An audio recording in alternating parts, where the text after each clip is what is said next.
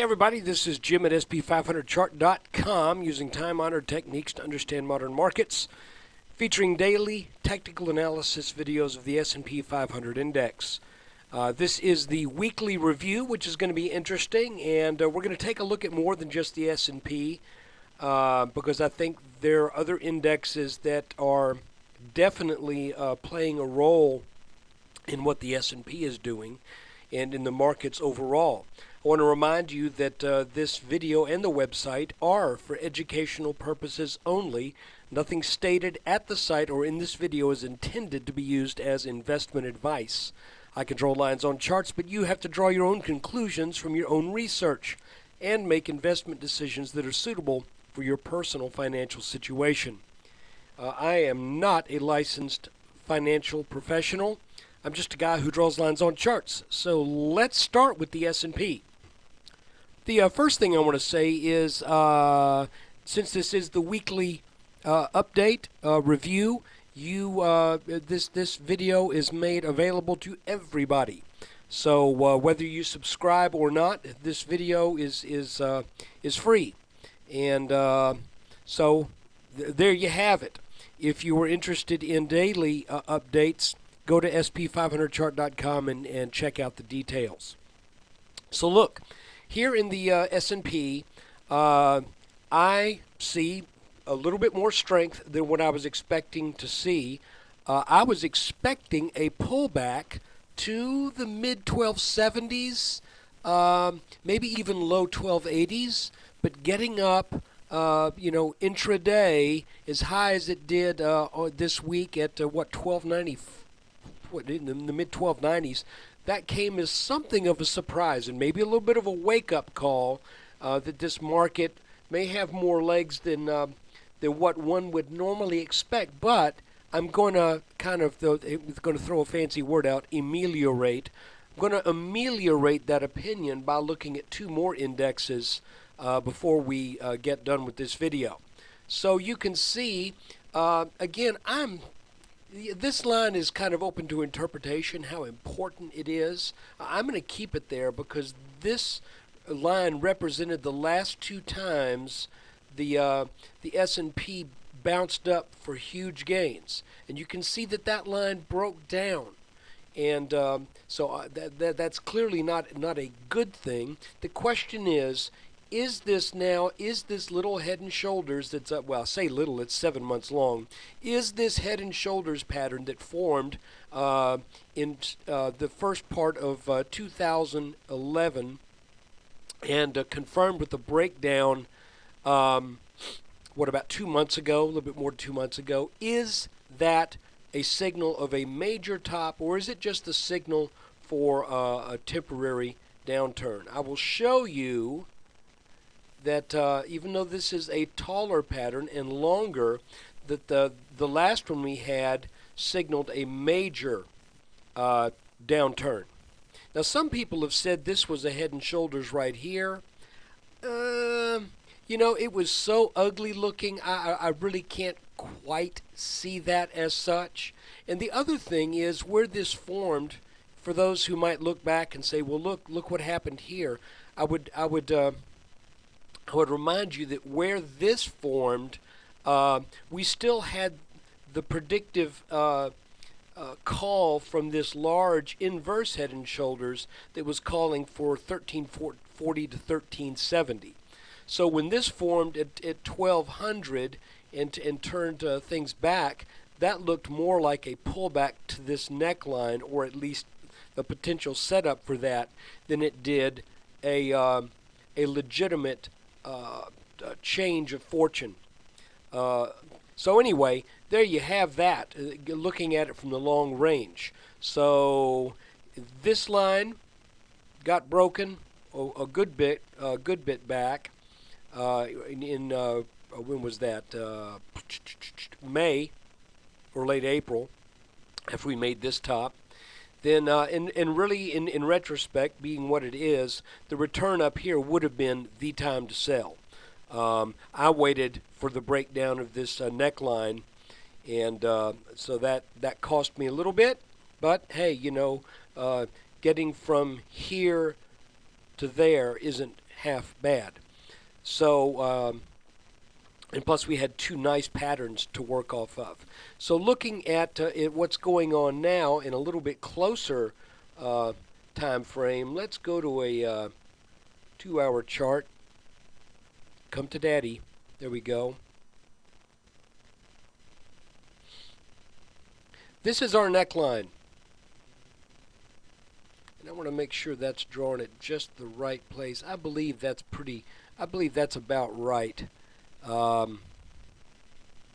When I scale in and out of these charts, sometimes the lines will slightly alter their angle, so I have to be very careful and adjust things.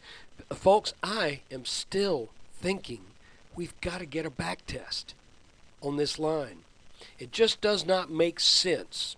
And I'm not saying that means it can't happen, but it doesn't make sense that this market goes from 1080 to 1280 with hardly a hiccup. You know, that just doesn't seem like, if you'll allow me to say this, doesn't sound like a healthy thing. Okay? It's like someone saying, I'm going to run a marathon and I'm going to run full out. And I'm thinking, no, at some point you're going to gas out, and you're going to have to you're going to have to regroup. You're going to have to pull back and rest just a bit, gain some strength if you're going to go up, if you're going to continue to go up.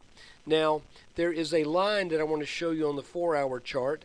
Sometimes when you have a head and shoulders pattern, you will have a test of the line drawn from the top of the head to the top of the right shoulder. Okay?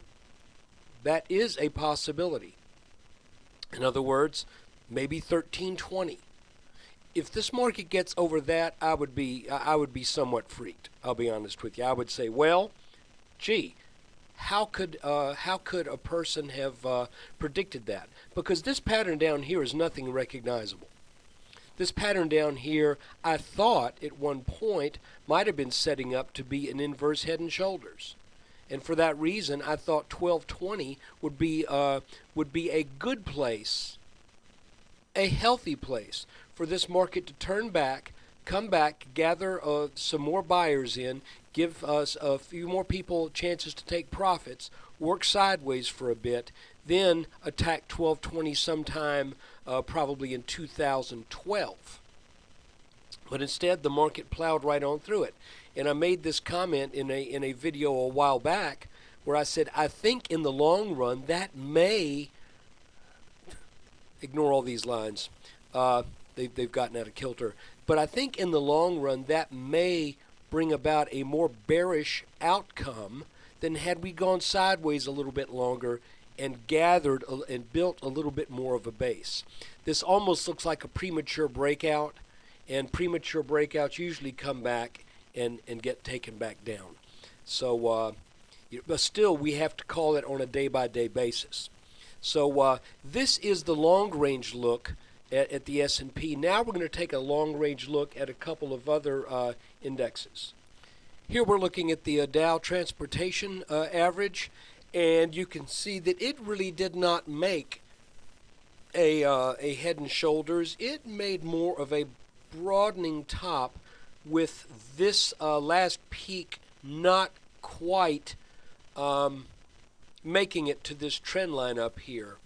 And it just broke over the all-time high for the transportation index. Let me show you that on a monthly chart. You can see that, okay? It couldn't hold that, though, and it sold back heavily. Now, I will say this. If the transportation average ever gets solidly above, let's say, 5,600, then I would say bears need to watch out, seriously watch out.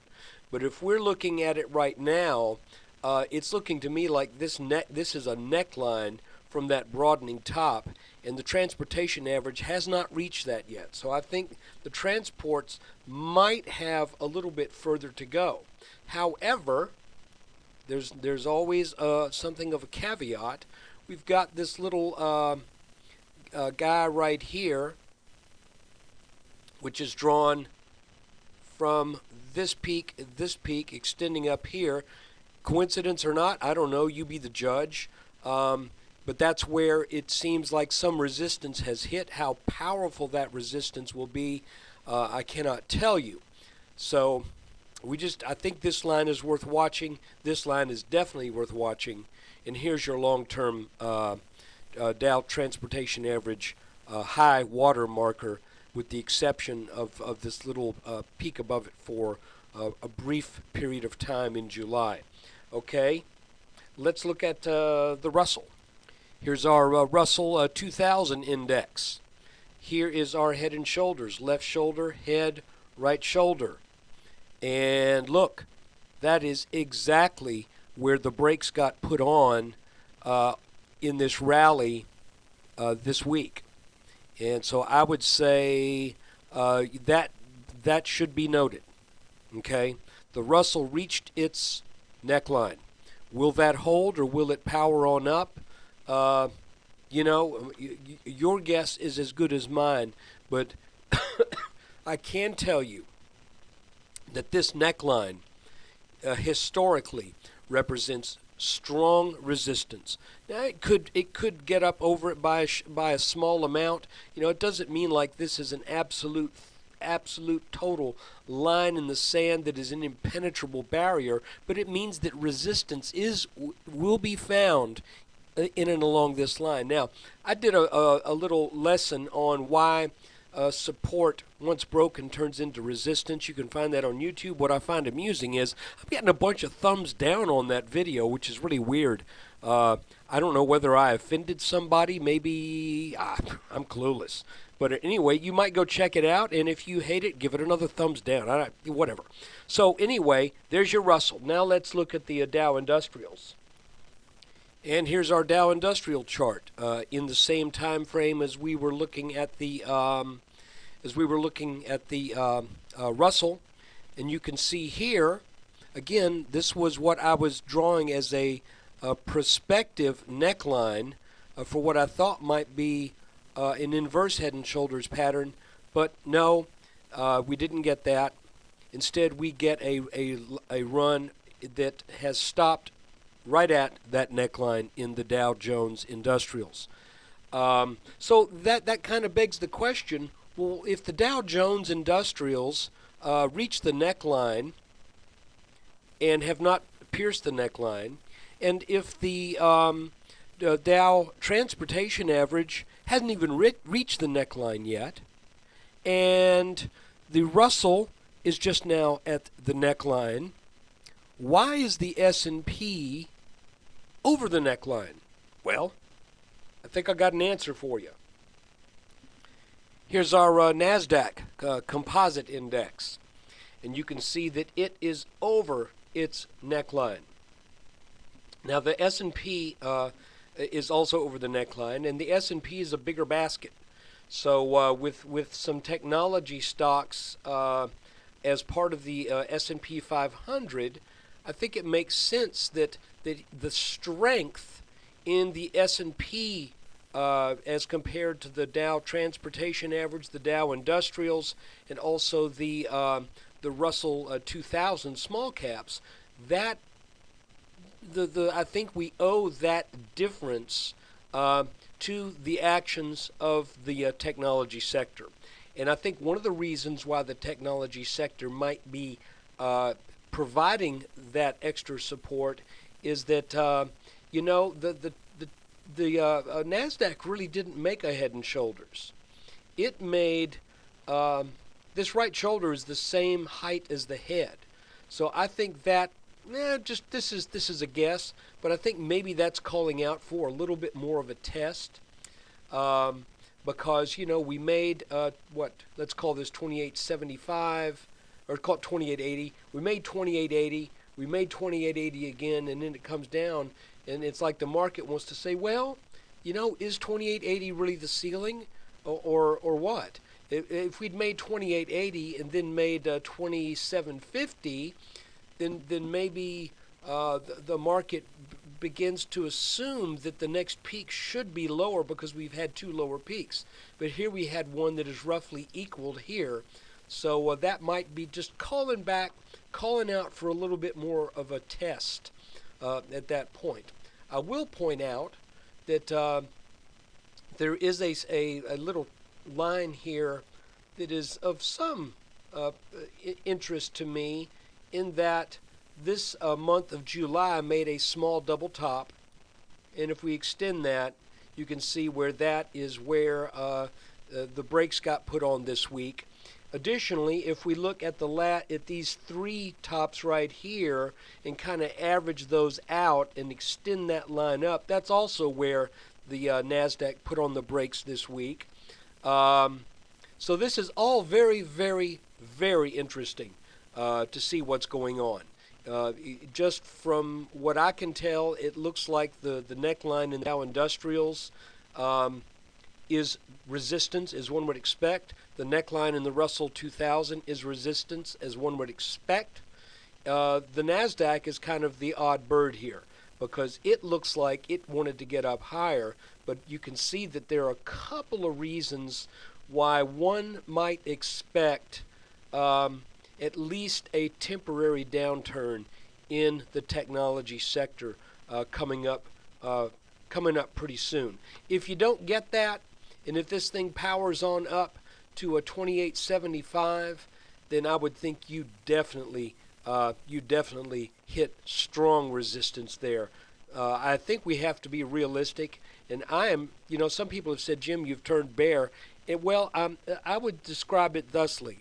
No, I've turned possible bear. You have to look at these patterns, and you have to put them in the historical context. And the historical context is when you get a head and shoulders pattern and it's confirmed by a breakdown of that neckline, you have to take that seriously, and you have to understand that that pattern typically forms at a fairly major turn. So that's why I'm saying what I'm saying. And let's look at one more thing real quick.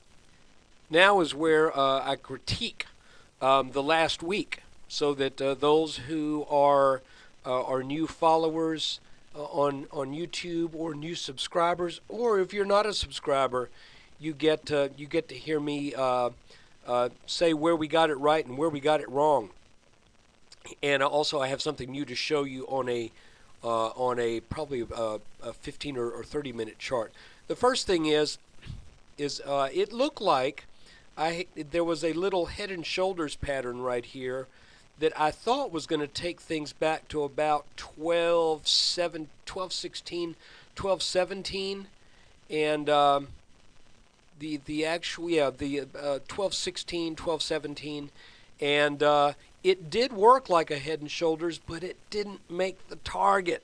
So anyway, I had shorted here and had expected this to come on down, and I ended up having to cover for a small loss on that trade. And then I also did another trade up in here that also resulted in a small loss. But hey, it was they were small lots and they were small losses. The other thing that I wanted to show you is if we back. Oh, by the way, I absolutely will confess I did not see this coming here on the 27th. I did not see Thursday I could see Thursday as being a day where it could work up over this neckline when we saw that it looked like we wanted to rally off this 12.20 or 12.21, but I did not see that kind of a gap up. And I don't know anybody who really did. I think a lot of people were thinking the markets would rally there, but that kind of move, I didn't see that.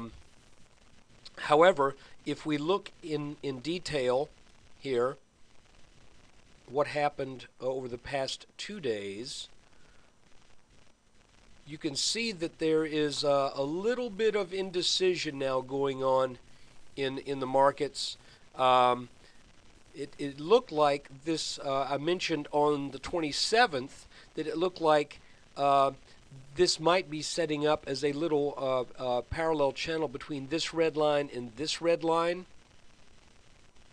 And I said, you know, if this breaks down, then this moved on me, doggone it. I said, if this breaks down, then you might be able to make a little bit of money on a trade where was that line? Because I know that line almost got tagged. There you go. It was right there. That if this red line breaks down, then you might be able to make a little bit of money on a pullback, potentially to this purple line. But that red line broke down so early, there just wasn't enough. There just wasn't enough distance in there to make it worthwhile. So I didn't do anything on the 28th. All I did was watch the chart, and what I saw was again this rising wedge that broke down, then another small rising wedge defined by here and here that broke down, and I just kind of spent the day coming back to this every now and then and saying, well, what's going to happen next? It's funny because once that broke down, well, it back tested here. Then at the end of the day, this little line broke. I'm just playing with little areas of support and resistance and kind of how these things play out. I find that very interesting. But here's your neckline. The S&P is still just a little bit above that neckline, but as you can see, I believe that strength is owed to the tech stocks, and it looks to me like the tech stocks may be coming upon resistance, and it looks to me clearly that the Dow Industrials and the Russell have come up to resistance. So my general feeling is that I don't think the markets are going to rally much higher. That could be famous last words. If they do, then watch it for a top. But I'm looking at all of what's going on up here for the past 2 days, and I'm going to see what develops that might tell us we're topping out here. So that'll be the goal for early next week, to try to figure that out. There, I had to move my chart a little bit. So, you know, like I said, that's the goal for next week, seeing if this neckline, which now looks like it's providing a little bit of support, but let's see if this comes down. And oh, one more thing I got to show you. I told you on the 30-minute chart. Aha! I think we might be going up in a parallel channel. Look, bottom touch, and 2 top touches. Additionally, there is an inner line of resistance. That's this gray line right here that's parallel to this and this. So in a manner of speaking, if you're a little bit more of a long-range trader, you might say, well, if this starts to turn down, look for support maybe at this line, this rising line. But if that breaks, then I think that may be setting up a more significant leg down. So there's things to watch. This is all very interesting, and I want to thank you for taking the time out of your weekend to view this video. And I want to especially thank those who have subscribed. I'm very encouraged by the subscriptions that have come in, and I mean definitely within a month, this is now an absolutely worthwhile thing to keep doing, thanks to those subscribers. What's the program? Well, it's very simple: $19.95 per month, and there will be an S&P market update at the end of every trading day, made available to subscribers on the day the video is produced. If you're not a subscriber, you get to see the video. They just get delayed, except for the weekend review, where everybody gets to see where it happened right and where, well, not it happened right, where I got it right and where I got it wrong, using these old school time-honored techniques to understand modern markets. Thanks again for watching. Oh, by the way, if you decide to subscribe, Every subscription starts off with a 2-week trial for $4.95. You can spend $4.95 on a small cup of coffee at Starbucks if you live on the ritzy side of town. So, hey, thanks. Take care.